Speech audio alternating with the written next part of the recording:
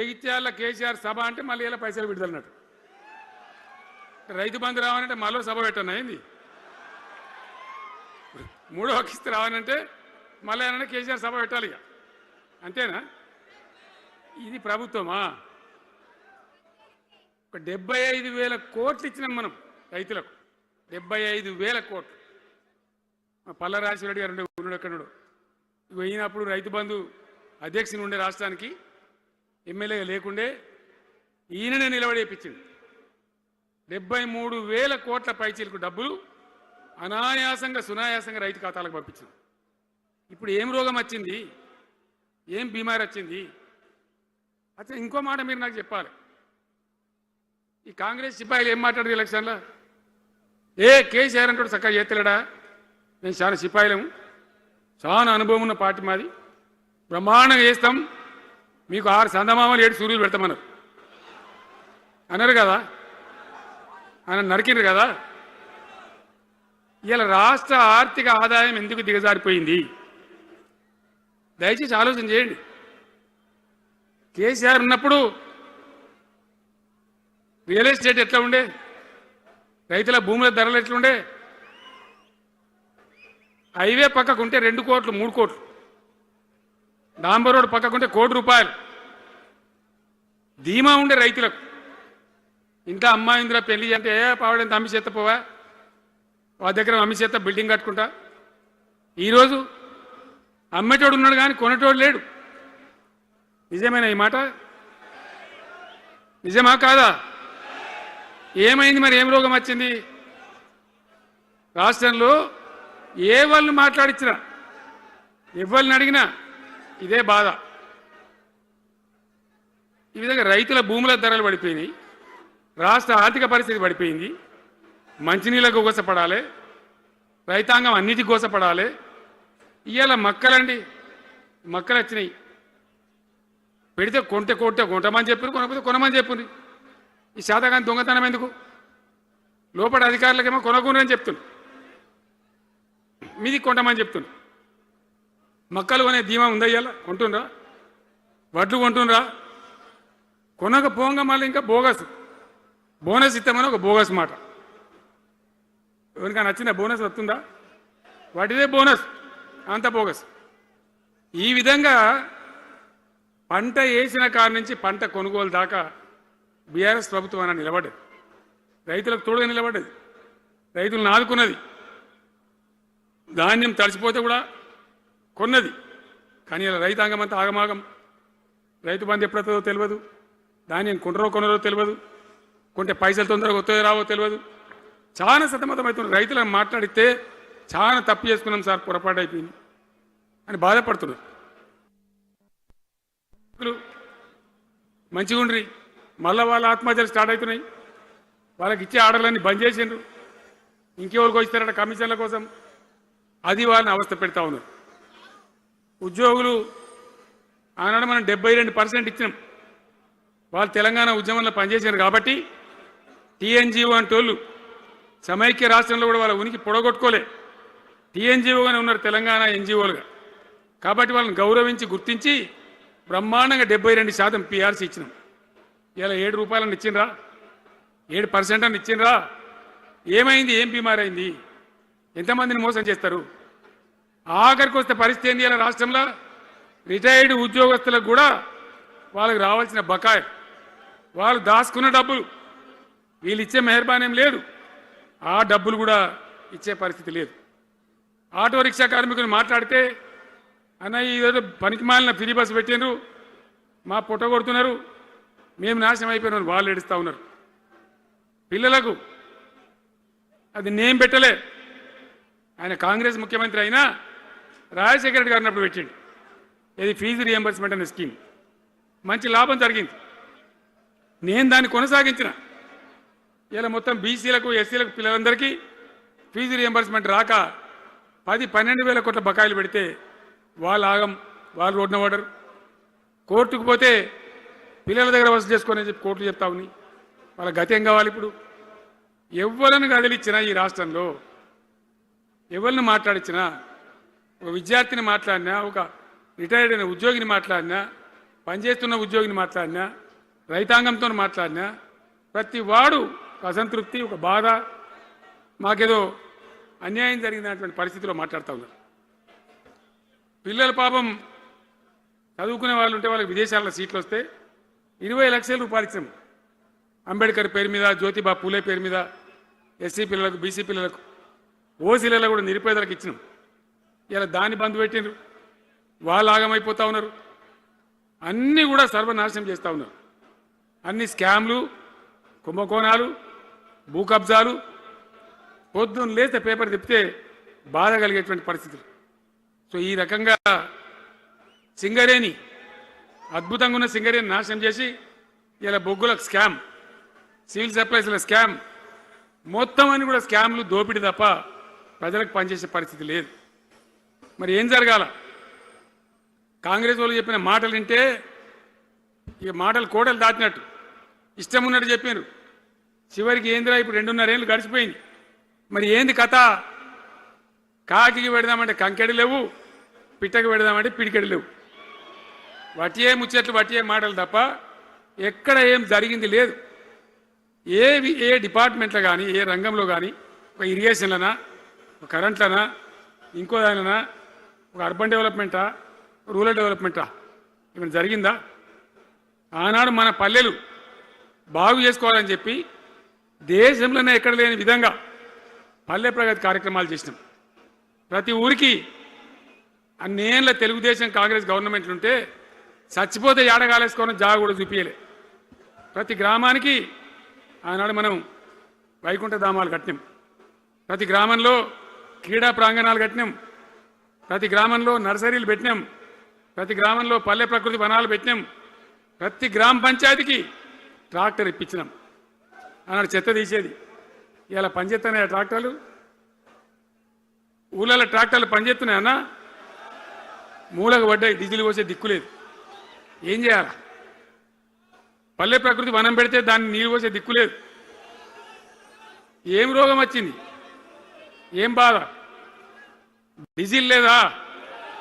ఆ తెలివి కూడా లేదా? ఆ రోజు నేను చెప్పిన ఆర్థిక శాఖ కార్యదర్శిని పిలిచి అవసరమైతే ఎమ్మెల్యేల జీతాలు బంద్ పెట్టుంది కానీ గ్రామ పంచాయతీల డబ్బులు మాత్రం విడుదల చేయండి అని చెప్పినండి. అంత టెన్షన్గా డబ్బులు పంపించేది, కార్యక్రమాలు జరిగేది, గ్రామాలు మంచిగా ఉండేది. అది నాశనం పట్టిండ్రు. మున్సిపాలిటీలు అయితే మురిక్కుపాలు అయిపోయినాయి. మరి ఏం చక్కగా ఉన్నట్టు? ఏం బాగున్నదన్నా?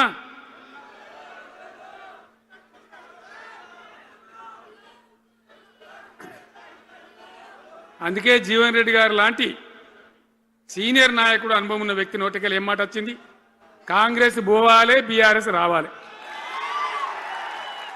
ఎందుకు వస్తుందా మాట? వటికనే వస్తుందా? బాధ్యత లేకుండా వస్తుందా? ఏది చూసినా కూడా చక్కదనం లేకపోతే, పొద్దున్న లేతే దోపిడి తప్ప ఇంకోటి లేకపోతే ఎందుకు ఈ పరిస్థితి వస్తుంది? రాష్ట్ర ఆర్థిక పరిస్థితి నాశనం, ఉద్యోగస్తులు ఆగం, రిటైర్డ్ ఉద్యోగస్తులు ఆగం, విద్యార్థుల జీవితాలు ఆగం, ఆటో కార్మికుల జీవితాలు ఆగం. ఎవరు చక్కగా ఉన్నాడు? సంతృప్తిగా ఎవరున్నారు? ఏం జరుగుతూ ఉంది? ఇది ఈ రాష్ట్రంలో ఉన్న పరిస్థితి. ఇక నేను చెప్పానంటే తెల్లారిదాకా చెప్పచ్చు. నేను ఒకటే మీద మనవి చేస్తూ ఉన్నా, ఖచ్చితంగా మళ్ళీ ఎట్టి పరిస్థితులలో ఎవరు ఏమన్నా సరే ఖచ్చితంగా రావాలి. ఇంకా ఈ అందానికి ఒకటి బోడముండ హైడ్రాని తెచ్చిపెట్టింది. దానికి ఆ హైడ్రాకు ఆ పిసిసి ప్రెసిడెంట్ అని ఉంటాడు ఆయన, కాంగ్రెస్ కమిటీ అధ్యక్షుడు, ఆయన నిజామాబాద్లో పోయి చెప్తుండు, హైదరాబాద్లో హైడ్రా, నిజామాబాద్ కూడా తెత్తాం బిడ్డ, నిజామాబాద్లో నిడ్రా, రేపు జగిత్యాలలో కూడా జిడ్రా అంటాడు. ఇక అది ఏం కావాలి? మొత్తం పేదల కొంపలన్నీ కూల్చుడేనా? కేసీఆర్ రాజ్యానికి వచ్చినప్పుడు 3.5 లక్షల మందికి పేదలు ఎక్కడ ఉన్నారో అక్కడనే పట్టాలు ఇచ్చినాం. వాళ్ళని ఆగం చేయకుండా పాపం గరీబోళ్ళు 3.5 లక్షల కుటుంబాలకు హైదరాబాదు చుట్టుపక్కల వేరే పట్టణాల్లో కూడా పట్టాలు ఇచ్చిన వాళ్ళని బతకనిచ్చిన. ఇలా ఏం కూలగొట్టుడు? అది పుస్తకాలు కూడా తీసుకుని పోరాటాలు చదువుకునేటి అంతే గిరితమా? నేను ఒక్కటే మాట మనవి చేస్తా ఉన్నా, గ్యారంటీగా బీఆర్ఎస్ గవర్నమెంట్ వచ్చేది ఖాయం. మొట్టమొదటి రోజుల్నే ఈ ఐటాంటోని ఎత్తి అవతల వరేస్తామని చెప్పి నేను మనవి చేస్తా ఉన్నా. తీసేయన్నా దాన్ని, ఐటాన్ తీసేయనన్నా, పక్క మాటనా? మళ్ళా మొదలు పెట్టిరా, ఇక జరాగు 5 నిమిషాలు అయిపోతుంది. హైడ్రాని పీకేసి మొదటి సంతకంతోనే తీసి చెరువులో వాడేస్తాం దాన్ని. ఇప్పుడు మనం చేయలేం, 46,000 చెరువులు మంచిగా చేసినాం. ఏమన్నా గుడిసె కూడా కొలగొచ్చామా, ఇల్లు కూడా వచ్చామా? ఇదేమి ఇచ్చేంతరం నాకు అర్థం కాదు. మూసి అని దాని ఎంబడి వాడారు, దానికి ఆడ గరీబులు ఉంటారు పాపం. మూసి ఎంబడిన గరీబులను వాళ్ళని ఏమి ఏడిపించుడు?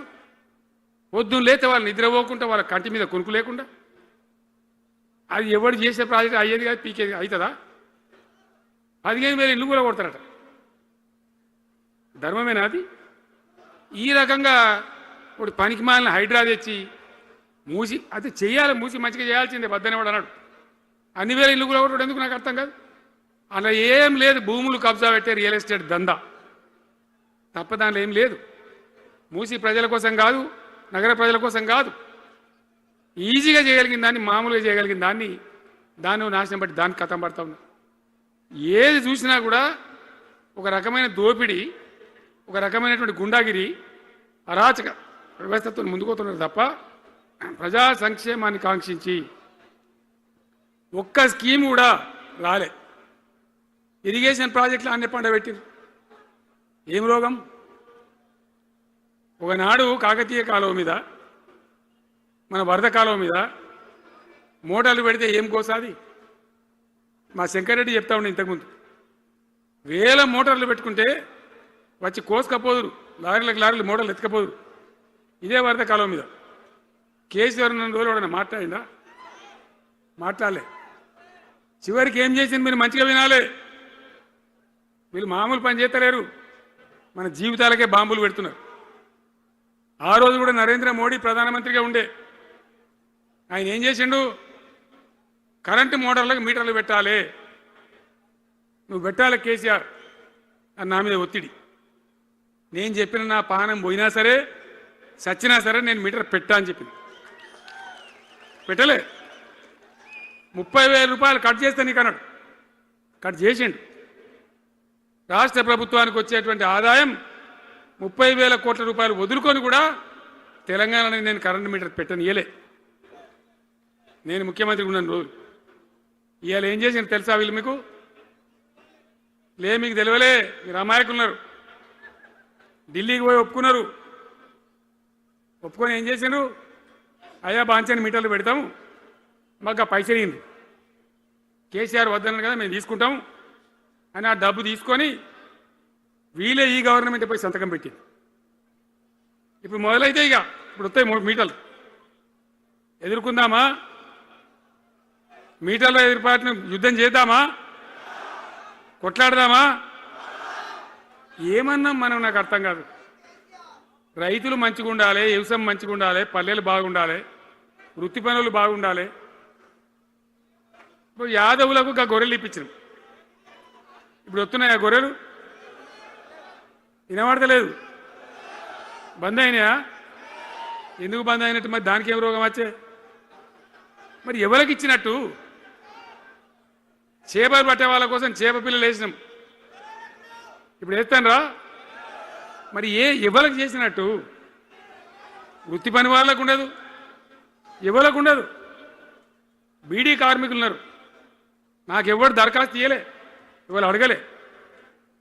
అప్పుడప్పుడు మా తులమో చెప్పేది, అన్న వాళ్ళ పరిస్థితి బాగుండదు పెదరికంలోనని చెప్పేది. మా అంతటా మేమే ఆలోచించుకొని బీడీ కార్మికులకు పెన్షన్ తెచ్చినాం. మొత్తం భారతదేశంలో ఏ రాష్ట్రంలో ఇస్తారా? వాళ్ళకి పెన్షన్లు పెంచుతామని ఎగబెట్టినరా? వాళ్ళకు కాదు, ఎన్ని ఆశలు. ఇంట్లో ఉన్న ఆడపిల్లకు 5 లక్షలు మహాలక్ష్మి అని పేరు పెట్టి 2,500 నెలకిస్తామని ఇచ్చిండ్రా? రూపాయి వచ్చిందా?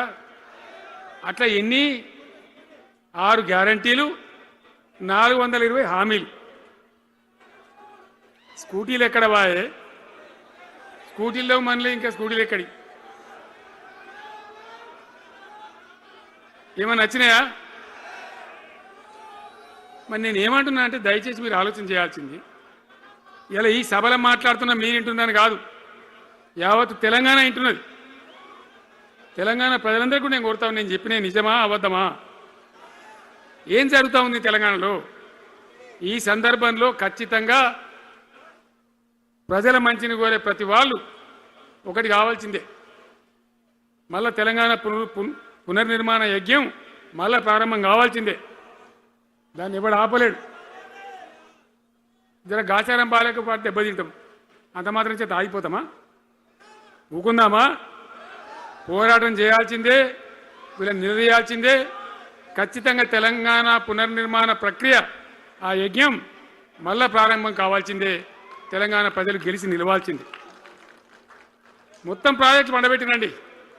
పాలమూరు ఎత్తిపోతల పథకం 90% పూర్తి చేసినాం. కొద్దిపాటి డబ్బుతో అయిపోతుంది. వలసల జిల్లా, కరువు జిల్లా వాళ్ళ నాశనం పట్టింది. అన్ని అబద్ధాలు.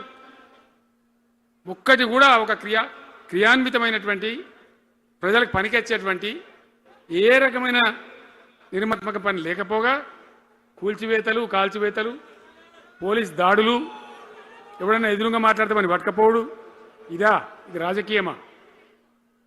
ఈ రకమైన కథన. దయచేసి మీ అందరితోని నేను కోరేది ఒకటే, చాలా సంతోషం. నేను జగిత్యాలకు వచ్చిన సందర్భంలో జీవన్ రెడ్డి గారు వెంట మీరు తండోపతండాలుగా తరలి వచ్చారు. సభలో ఉన్నదానికంటే బయట చాలా ఎక్కువ మంది ఉన్నారు. మేము రాగా చూసినాం, తోవలో చాలా చీరి చేస్తూ ఉన్నారు. మీరు వచ్చిండ్రు. మీ అందరికీ మళ్ళొక్కసారి నేను స్వాగతం చెప్తా ఉన్నా. జీవనన్నతో పాటు బ్రహ్మాండంగా పనిచేద్దాం, ముందుకు పోదాం.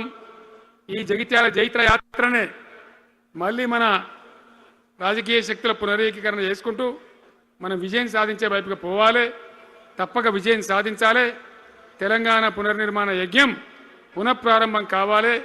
ముందుకు పోయి మనం విజయం సాధించాలని కోరుకుంటూ మీ అందరికీ కూడా పేరు పేరున ప్రతి ఒక్కరికి ధన్యవాదాలు తెలియజేస్తూ నేను సెలవు తీసుకుంటా ఉన్నా. జై తెలంగాణ, జై తెలంగాణ. సలవడని గట్టిగా చెప్పాలి. జై తెలంగాణ.